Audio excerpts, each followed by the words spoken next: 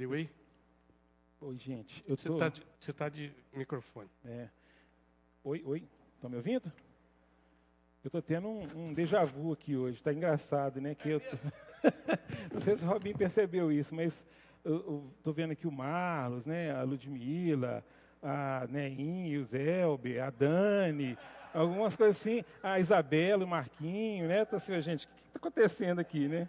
Parece que, para quem é mais novo, essa turma aí é das antigas, né?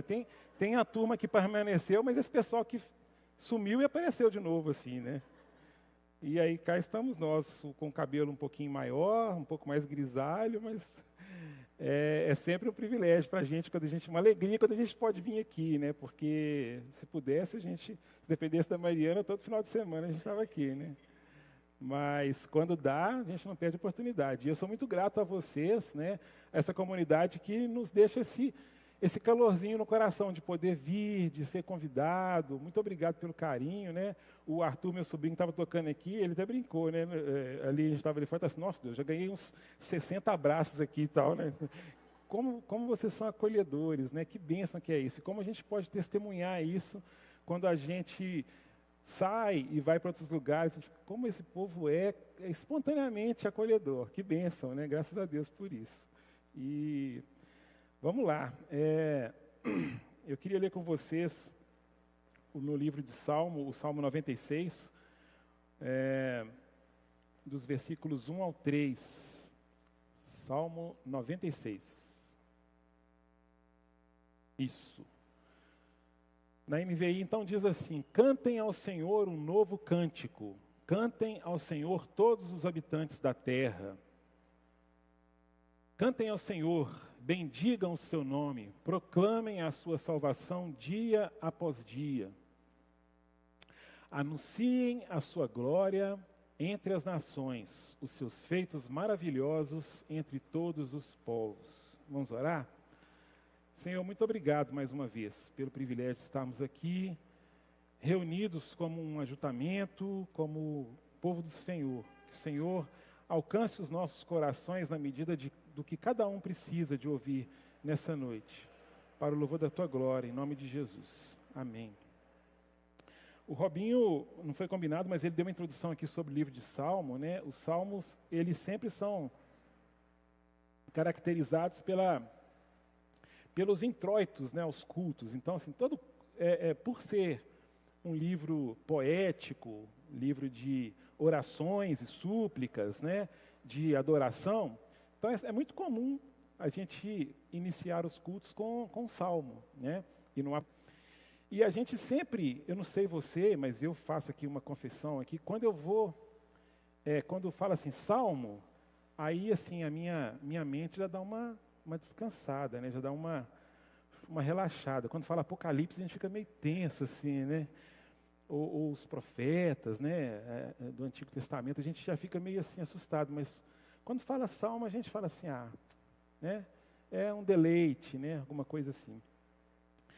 E aí, quando a gente volta para esse Salmo 96 e lê ele com um outro enfoque, a gente percebe que é um imperativo que tem aí, que ele é conhecido, não sei se você sabia, como Salmo missionário. Então, o Salmo 96 é um Salmo missionário. Então, depois que eu comecei a estudar esse Salmo, eu pensei assim, acho que eu tenho que prestar mais atenção nos Salmos, né? Porque a gente só fica no cantai ao Senhor, né? Tributai a Ele. Se você ler o Salmo todo, você vai ver lá. Eu tenho certeza que você vai reconhecer pelo menos umas 3 músicas aí, extraídas desse Salmo, né?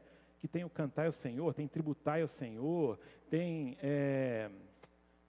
mais lá embaixo também tem um outro, alegre-se os céus, regozijem-se a terra, diga-se entre as nações, o Senhor reina. Então, assim, muitas canções são extraídas, mas a gente não olha com o enfoque de um salmo missionário. Então, o nosso desafio nessa noite é a gente trazer isso para a nossa vida como um enfoque missionário, né? Eu não sei se você tem hábito de ler a pastoral do boletim, né? É até curioso, porque assim, eu acho muito legal isso que é feito aqui na igreja, que é de estruturar a mensagem do ano, né? As pregações. Então, lá em março, assim, você já sabe qual que vai ser a mensagem que vai ser pregada em novembro, dezembro. Isso é muito legal porque vai direcionando, né, a igreja. Então, assim, o certo seria assim, se a gente fosse, você como membro dessa comunidade, eu quero ler um livro, quero comprar um livro, o ideal seria que você olhasse dentro do tema que está ali na palavra, né, na missão da igreja, naquele tema daquele ano, e trabalhasse aquilo. Por quê? Porque as pregações vão ser estruturadas em cima disso. O plantio, né, que aqui a gente chama de plantio, que são os pequenos grupos, né, que é onde a gente estuda a palavra de Deus e tal, também direcionam para esse enfoque. Né? Nós estamos estudando lá sobre evangelizar, sobre a vida de missionalidade, né, enquanto cristãos e tudo. Então, essa convergência que acontece nos faz enxergar um pouco de tirar essa visão estigmatizada de poética do Salmo e trazer um pouco o desafio aqui para uma palavra imperativa de ir, né? De pregar o Evangelho, de anunciar entre as nações. O Salmo 96, ele não é atribuído a Davi, né? Não tem assim, a nenhum autor específico, mas há indício, sim, se você for lá em 1 Crônicas 16, no versículo 23, o que está acontecendo ali em 1 Crônicas 16? A arca está sendo trazida de volta da mão dos filisteus para Jerusalém. E aquele todo episódio que todo cristão assim geralmente conhece, né, onde tem aquela celebração, aquela festa. E aí, se você pegar naquela perícope ali, tem as ordenanças de Davi, ele destina ali os adoradores, já designa quem que vai fazer o quê. E aí ele fala, esse salmo, né, que lá também é chamado de salmo, né, naquele títulozinho que é colocado ali, que é muito parecido com o Salmo 96. E ali é Davi falando, né? Cantem ao Senhor. Ele não está naquela estrutura poética, porque quando a gente pega no Salmo 96, tem ali, cantai ao Senhor um cântico novo, cantai ao Senhor todas as terras, cantai ao Senhor, bendizei o seu nome. Então, o que se pressupõe, né? Ou ele foi reescrito numa forma poética, né, pelo próprio Davi, ou por algum escriba, alguma coisa assim, mas esse salmo ele está praticamente ipsis literis contextualizado no momento de trazer a arca. Então, o que a gente entende que está acontecendo ali? É um momento de júbilo, né? Porque cantar, a gente pode cantar de várias formas, concordam? Se a gente trazer aqui para os contextos de estilos musicais, existem músicas tristes, né? Existem os blues, às vezes os jazz. Quem é músico aí, né, sabe, né, Alessandro, as músicas em tons menores são as músicas mais intimistas, as músicas em tom maiores. Então, mas esse contexto aqui, ele está falando de um canto de júbilo, né, de cantar ao Senhor um cântico novo. Então, peraí, cantar, por que cantar? Por que eu não posso pregar? Por que eu não posso falar, proclamar, apesar que ele fala aqui de proclamar também, mas por que cantar? E aí eu comecei a entender, apesar de, por ser musical, né, há muito tempo, eu não sou músico, tá, gente? Eu sou, não sei.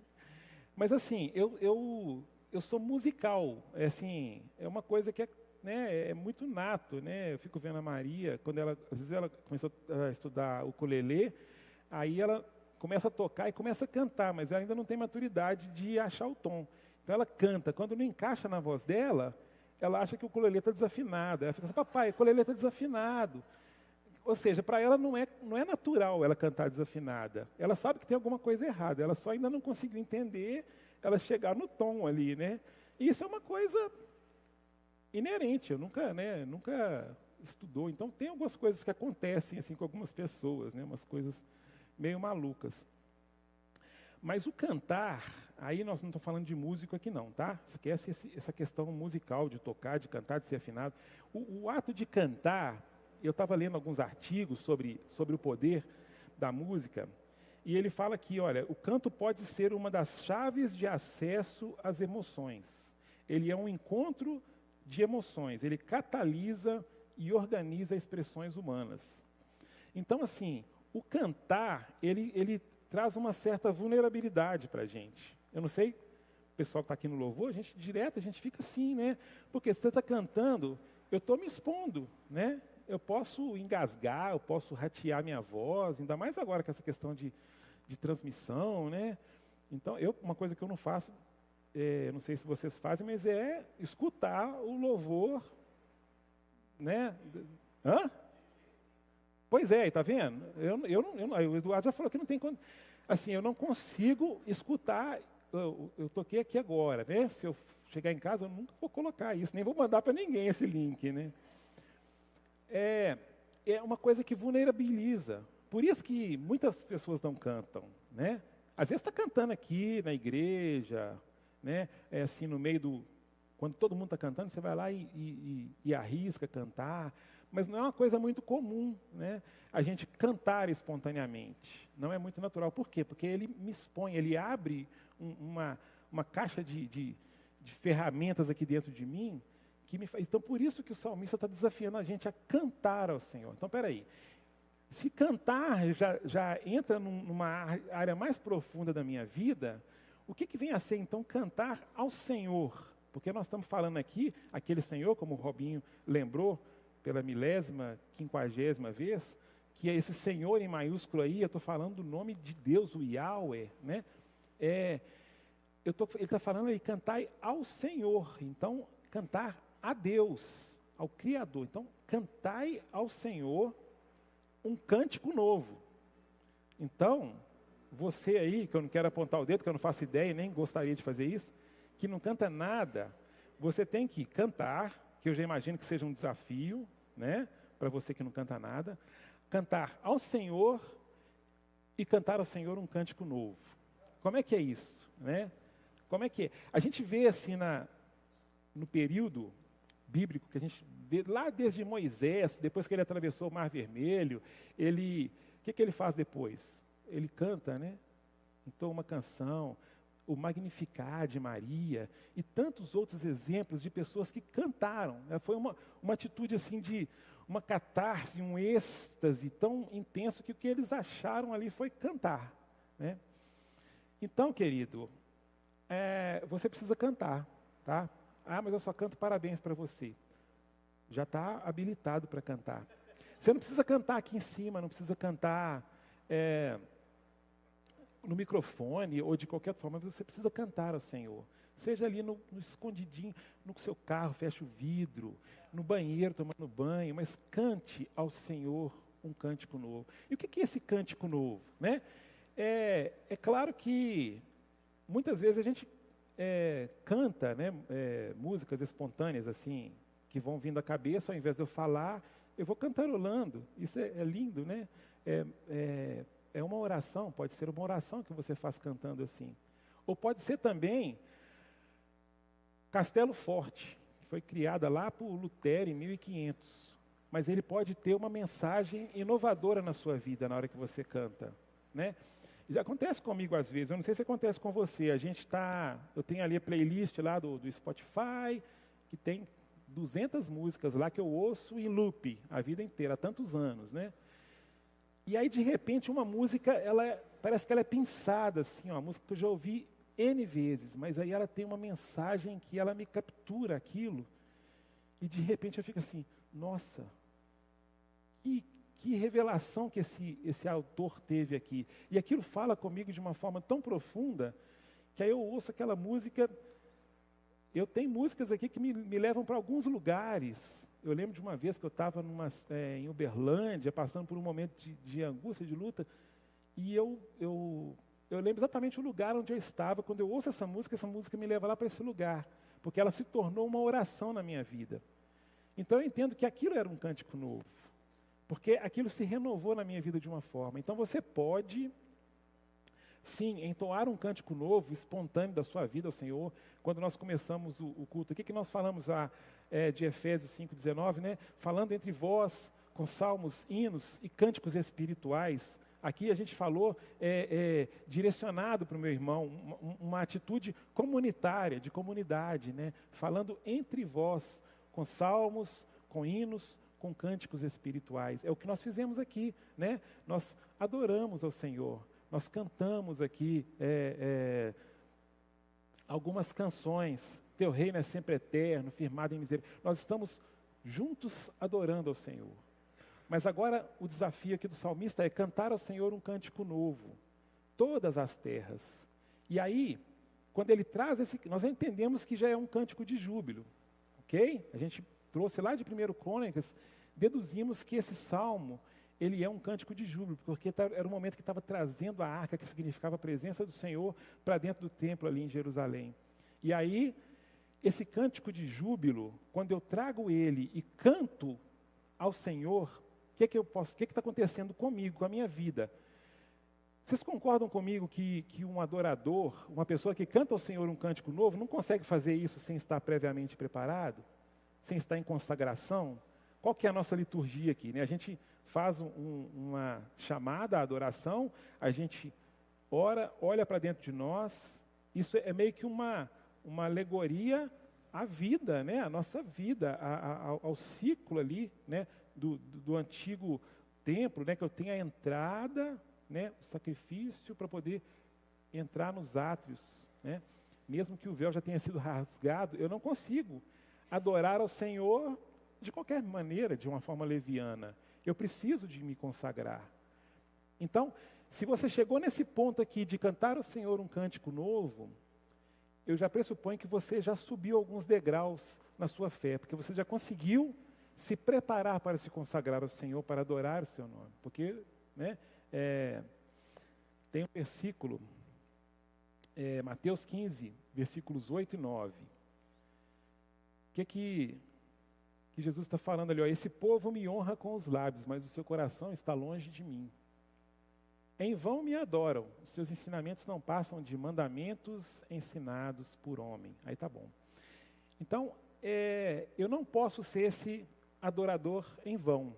Para que eu consiga cantar ao Senhor, isso aí é liturgia, a porta estreita. Eu estava aqui na escola dominical, e uma coisa muito maravilhosa que eu aprendi com o Tico nessa noite foi isso, que ele falou sobre, às vezes a gente pensa que porta estreita, né, é o pecado, é a vida, né, desregrada. Muitas vezes a porta estreita são as nossas limitações, os nossos dogmas. Aí depende de cada contexto onde a gente está, né.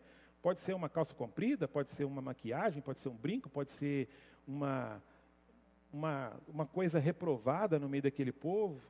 E aí essa porta estreita são essas amarras que nos prendem, né? E a gente considera aquilo como porta estreita. Mas aqui não, a adoração do cântico novo, do cantar ao Senhor um cântico novo, eu não consigo, se eu canto ao Senhor um cântico novo, eu não consigo ser esse adorador de Mateus 15, versículos 8 e 9. Porque eu não vou conseguir adorar o Senhor em vão. Porque eu me preparei para entoar ao Senhor um cântico novo. Alguma coisa está acontecendo dentro de mim. Eu estou me dispondo a acessar uma região do meu ser, que ela é uma região muito íntima, muito profunda, muito vulnerável, que vai me fazer com que que tenha uma atitude de contrição e de consagração a Deus. E aí, eu já ganhei com isso, porque eu já estou consagrando a minha vida. E quando esse adorador faz isso, o versículo 2 do Salmo 96, coloca lá para mim, por favor. Bendigam o Senhor. Aí proclamem a sua salvação dia após dia. Então, quando eu cantei ao Senhor um cântico novo, quando eu bendigo o seu nome, qual que é a próxima etapa que eu vou alcançar? Eu vou proclamar a sua salvação dia após dia, né? O versículo 3, ele fala, anunciai a sua glória entre as nações. Está vendo por que ele é um salmo missionário? Porque ele tá me projetando para poder anunciar, né? E é uma coisa bem explícita mesmo, os seus feitos maravilhosos, porque é uma coisa apoteótica, uma coisa intensa, uma coisa... Quando ele fala de proclamar, né? Eu lembro lá da proclamação da República, né? Proclamar, o que é? É uma coisa assim, efusiva, uma coisa projetada mesmo, não é aquela coisa assim, né? Então, eu tenho que acontecer, o adorador, você tem que acontecer onde você está, né? anunciar a sua glória, a glória do Senhor entre as nações. E aí, quando eu vou no lugar, e eu estou falando aqui de não é de uma palavra de exortação, não é de uma palavra de repressão, estou falando de anunciar a glória do Senhor. Então, onde eu estou, adorador do Senhor, tem que estar sendo anunciada a glória do Senhor ali. Então a gente vai para aquele lugar, para aquele contexto, e aí tem aquele foco, né? A gente falou sobre isso no último plantio. Onde tem alguém da família de Deus, algum servo, preparado para cantar ao Senhor um cântico novo, ali tem um foco que está anunciando a glória do Senhor entre as nações. E aí a gente tem hoje o Marlos lá em Santa Catarina, a gente tem a Dani e o Caio lá em Sete Lagoas, tem a Thelminha lá em São Paulo, tinha a Neinha lá em Dubai, tem o Eduardo lá na Espanha. E aí nós somos anunciadores, focos de anúncio da glória do Senhor onde nós estamos. A presença do servo deve em si ser a missão, né? Não é a gente, né, nós somos uma igreja missional, então isso é muito martelado na nossa cabeça aqui, né? Não é o viés, a missão, ela não é um fim em si próprio. Eu sou um anunciador do Evangelho do Senhor, e depois eu sou o que eu sou, a minha profissão, né? A atividade que eu faço. Mas antes disso, eu sou esse anunciador que canta ao Senhor um cântico novo. Cantar, anunciar, tributar, proclamar, isso com júbilo e alegria, tá, gente? A gente tem que levar essa alegria.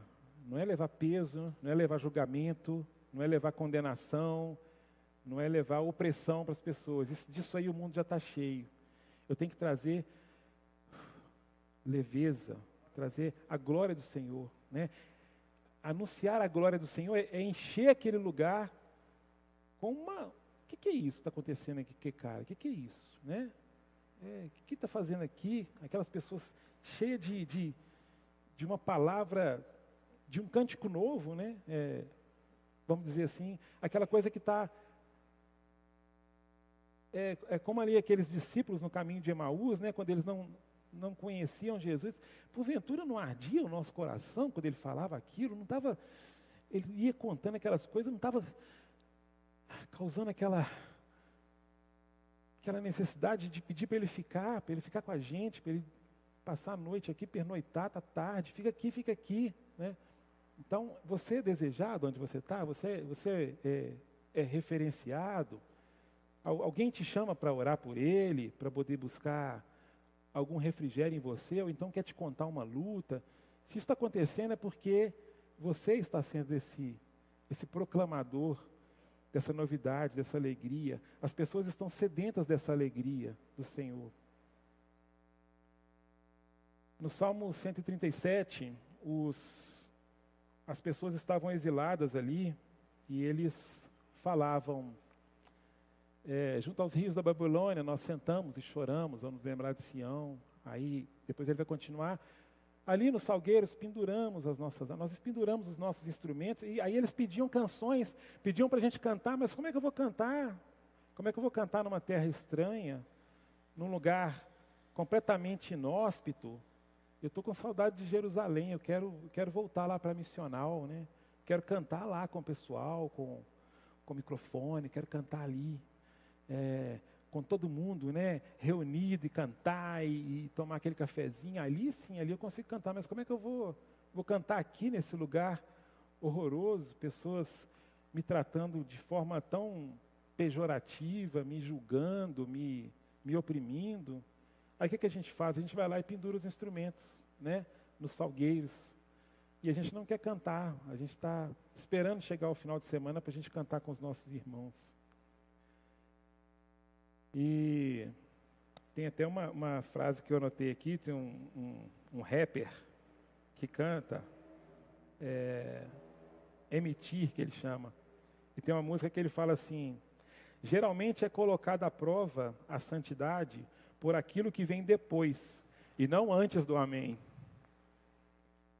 E aí, quando a gente recebe a bênção apostólica aqui, que a gente compartilhou a palavra de Deus, que a gente recebeu o desafio, que a gente teve a oportunidade de receber uma oração, assim como a Yolanda recebeu aqui, ou você foi tocado por alguma mensagem, e você teve a oportunidade de se declarar ao Senhor, de pedir perdão, de adorar o seu nome. Agora a gente vai, e aí eu vou cantar ao Senhor esse cântico novo, vou anunciar entre as nações a sua glória. Não deixa pendurar o seu instrumento nos salgueiros, não, meu irmão. Você não está exilado mais, né? Aquele salmista ali do Salmo 137, ele estava debaixo de um jugo, né? Exilado, preso no Egito, mas o Senhor já nos libertou. O Senhor já te deu essa liberdade de poder. Não é por mérito seu, não é porque você conquistou, não. Não precisa se sentir necessidade de merecer isso, não precisa preocupar com isso, não. A graça de Deus já foi derramada sobre a sua vida, o Senhor já te libertou. Já riscou a cédula que era contra você, né?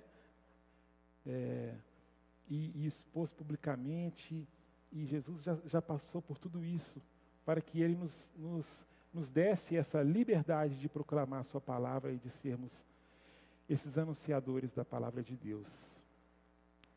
Fica aqui então o nosso desafio, né?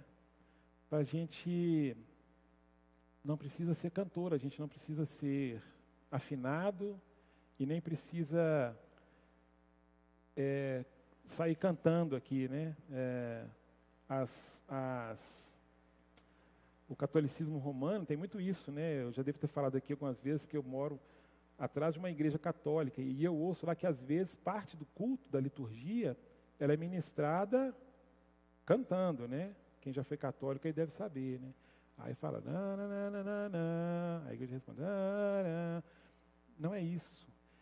É uma coisa espontânea que sai do seu coração. Então, no comecinho você vai começar a miar, né? Vai começar tímido, aquela coisa assim, introspectiva, né? Porque você está com o instrumento pendurado no salgueiro, você está com dificuldade de abrir aquela chave ali que acessa aqueles sentimentos, que pode vir como uma caixa de Pandora ali, né? Pode vir coisa boa, mas pode vir coisa ruim também. Mas o Senhor nos conclama aqui a cantar a Ele, a cantar um cântico novo. E na medida em que Ele vai trabalhando nos nossos corações, Ele vai nos fazendo pessoas melhores, pessoas que adoram o seu nome. Não sejamos aqueles que penduram os instrumentos no salgueiro de Babilônia, mas sejamos aqueles que adoram o Senhor entre as nações. Porque o Senhor Jesus, Ele pagou um alto preço para que nós pudéssemos estar aqui hoje com essa liberdade para erguer as nossas mãos. Vamos à mesa, vamos ser esses adoradores que se sentem capacitados pelo Senhor, pela sua graça, a adorar o seu nome. Vamos orar? Feche seus olhos, coloque diante do Senhor a sua vida, peça a Ele, Senhor, faz de mim esse adorador, esse novo adorador do cântico novo.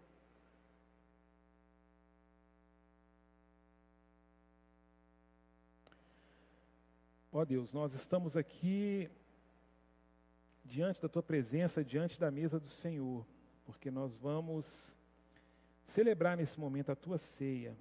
E para celebrar a ceia do Senhor, nós vamos fazê-la em memória de Ti. Nós vamos colocar a nossa vida diante do Senhor ali na cruz, tão difícil. Que o Senhor fale conosco, ó Deus, e que o Senhor vai trabalhando na nossa vida para podermos sermos pessoas melhores, pessoas que crescem e que amadurecem na fé, no exercício da fé que nós temos tanto aprendido aqui na Tua igreja, Pai, a sermos esses atalaias do Senhor, esses ministros que celebram diante de Ti e cheios de Ti as nações, ó Deus. No nome de Jesus. Amém.